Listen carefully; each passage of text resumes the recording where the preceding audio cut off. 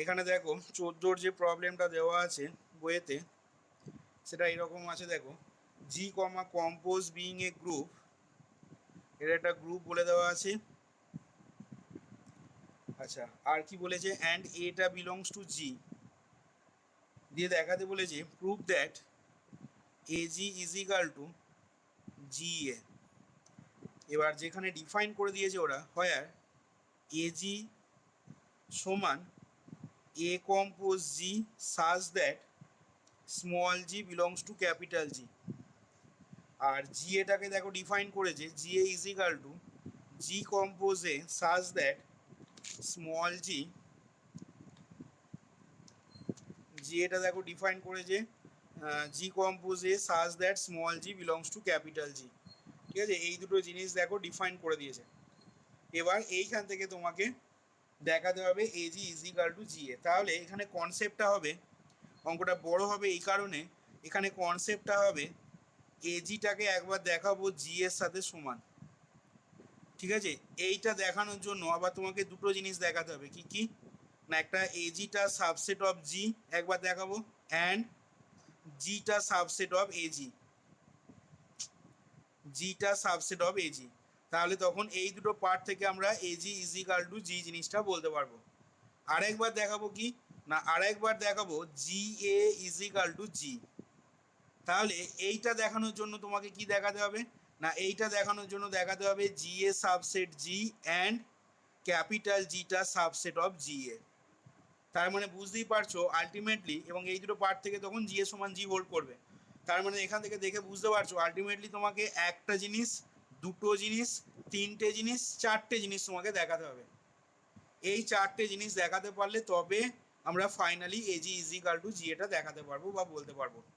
তোমাদের বইয়েতে দেখবে অঙ্কটা একটু হিন্টস করে দেওয়া আছে। ঠিক আছে, এবং হিন্টসটা ওই রকমই বলা আছে।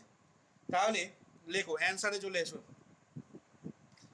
Hair we have by given definition, here we have by given definition,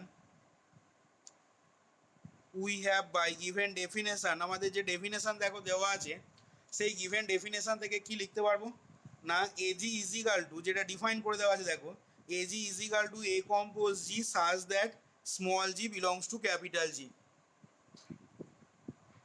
এইটা দেখো বলে দেওয়া আছে। তাহলে ঠিক আগের মতো করে আমরা ধরে নিচ্ছি পি এলিমেন্টটা এজির একটা এলিমেন্ট। তাহলে সেক্ষেত্রে আমরা নিশ্চয়ই লিখতে পারবো কি না, therefore P is equal to হবে দেখো এ কম্পোজ জি। কার জন্য হবে না, for some small G belongs to capital G. তোমরা লিখতে থাকবে we have by definition given definition AG is equal to এটা, দিয়ে তারপর বললাম let small P belongs to AG, therefore P সমান A compose G for some small G belongs to capital G.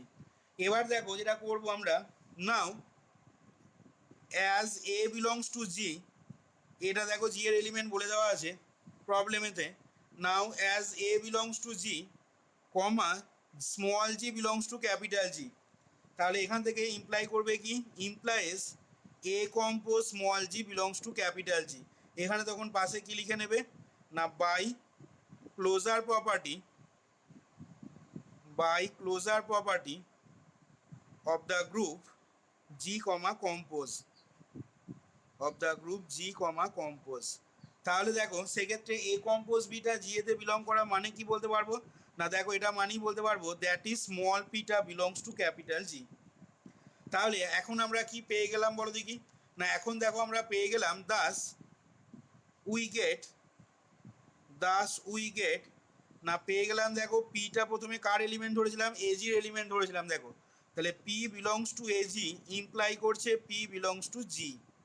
তাহলে এখান থেকে হয়ে যাবে দেয়ার ফোর এজিটা সাবসেট অফ জি। এটাকে 1 নাম্বার নাম দিয়ে দাও। এবার লেখো again let, again let q belongs to, again let কি ধরবো, কিউ বিলংস টু জি, এটা ধরলাম।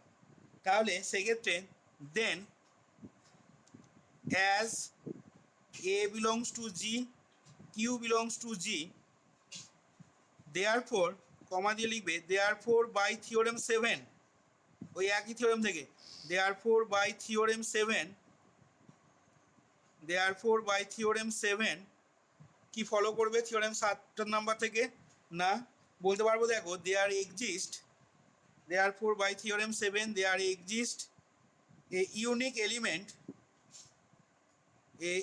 এলিমেন্ট, সেই এলিমেন্টটা কি না x belongs to G such that আমাদের হোল্ড করবে কি না A compose X is equal to Q. Therefore, by theorem 7, there exists an unique element x belongs to G such that A compose x is equal to Q. এই জিনিসটা দেখো hold করলো, এটা is equal to q hold. এবার দেখো তাহলে সেক্ষেত্রে কি বলতে পারবো না দেয়ারফোর আমরা দেখো পেয়ে যাচ্ছি therefore q is equal to a compose x, পাশে কমা দিয়ে লিখবে বা where x belongs to G.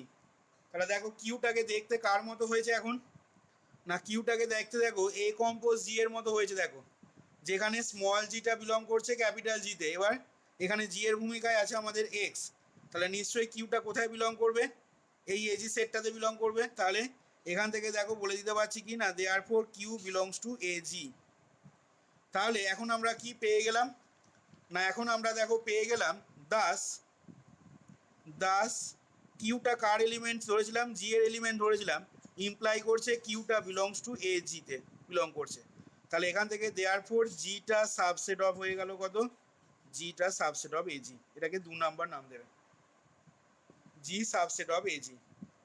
তাহলে সেক্ষেত্রে দেখো জিটা যদি সাবসেট অফ এজি হয় তাহলে এখন আমরা কম্বাইনিং 1 and 2 যদি করি, কম্বাইনিং 1 and 2 1 আর 2কে কম্বাইন করলে দেখো কি লিখতে পারবো না G is equal to AG হয়ে গেল। দেখো এটাকে আমরা 3 নাম্বার নাম্বারিং দেবো, জি ইজ ইকাল টু এজিটাকে 3 নাম্বার নাম্বারিং করবে।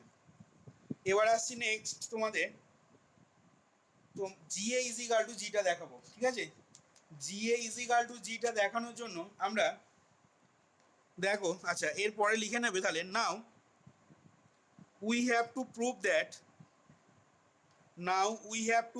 দ্যাট আমাদের দেখাতে হবে বা প্রমাণ করতে হবে কি we have to prove that GA is equal two capital G.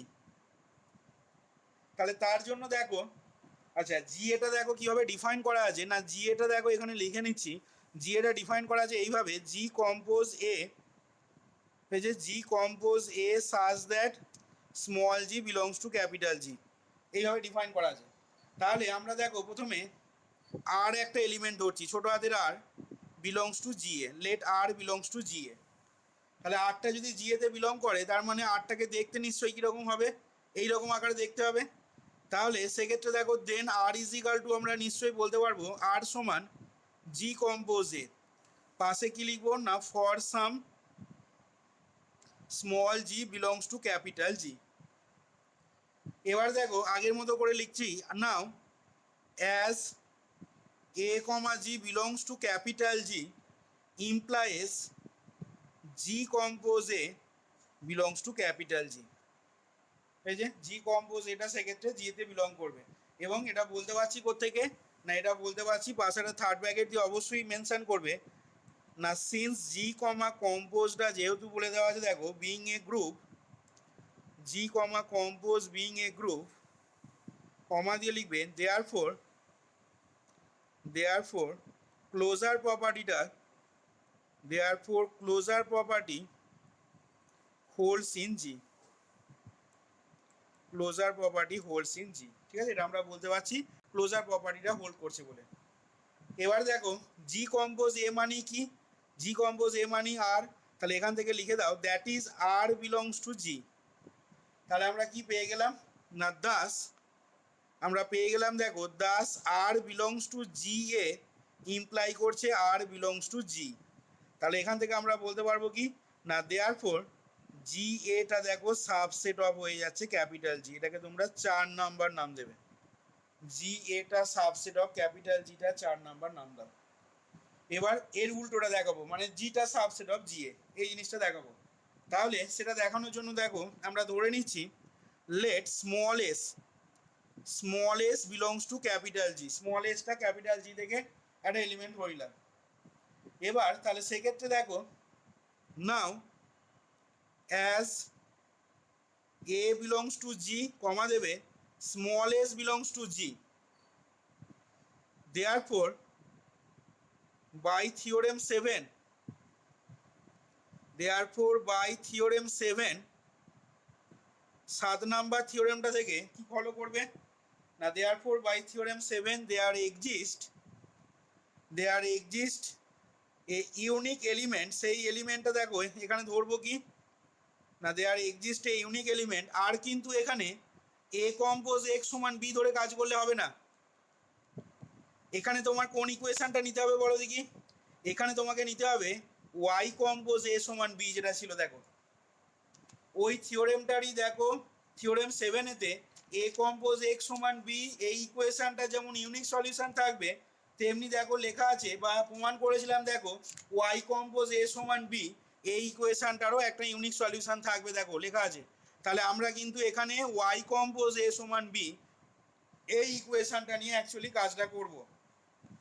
তাহলে আমরা বাই থিওরেম 7 থেকে এখন কি বলতে পারবো না, there exist a unique element, এবং সেই এলিমেন্টটা কত হবে না, সেই এলিমেন্টটা হবে দেখো ওয়াই, এবং এই এলিমেন্টটা কোথায় থাকবে না বিলংস টু ক্যাপিটাল জি বা ইন ক্যাপিটাল জিতে, সাজ দ্যাট যার জন্য কি হবে না, যার জন্য দেখো such that Y compose A is equal to কত লিখবো বলো, Y compose A is equal to small S whole, হ্যাঁ Y compose A is equal to small S whole, just এইটার সাথে এইটাকে কম্পেয়ার করো তাহলেই বুঝতে পারবে। ওখানে এ কমা বিটা দেখো জি এর এলিমেন্ট ছিল, দিয়ে ওয়াই কম্পোজ এ সমান বি এর ইউনিক সলিউশন প্রমাণ করেছিলাম, আর এখানে এ কমা এসটা দেখো জি এর এলিমেন্ট, তাহলে নিশ্চয়ই অবভিয়াসলি এর সাথে যদি কম্পেয়ার করি তাহলে ইকুয়েশনটা কি হবে না ওয়াই কম্পোজ এ সমান এস, এই ইকুয়েশনটার একটা ইউনিক সলিউশন থাকবে, এবং সেই সলিউশনটা কোথায় থাকবে না ইন ক্যাপিটাল জিতে, সেটাই আমরা এখানে দেখো বললাম there exist an unique element, ঠিক আছে এই এলিমেন্টটাই হচ্ছে এই ইকুয়েশনটার সলিউশনটা Y in G such that এটা ইজ ইকাল টু হোল্ড। এবার দেখো তাহলে সেক্ষেত্রে কি পাচ্ছ না, দেয়ার ফোর বা thus S is equal to পেয়ে গেলে দেখো দাস ছোট হাতের S is equal to Y compose A where, যে ওয়াইটা কোথায় বিলং করছে এই যে দেখো ওয়াই বিলংস টু জি বলেছি, তাহলে হয়ার ওয়াই বিলংস টু জি। এবার খেয়াল করো কি খেয়াল করবে না, দেখো জি এর সেটের ভেতরে যে এলিমেন্টগুলো থাকবে সেই এলিমেন্টগুলো দেখতে হবে এরকম, ঠিক আছে সেই এলিমেন্টগুলো দেখতে হবে দেখো এরকম, যার মধ্যে প্রথম এলিমেন্টটা দেখো ক্যাপিটাল জি এর এলিমেন্ট হবে।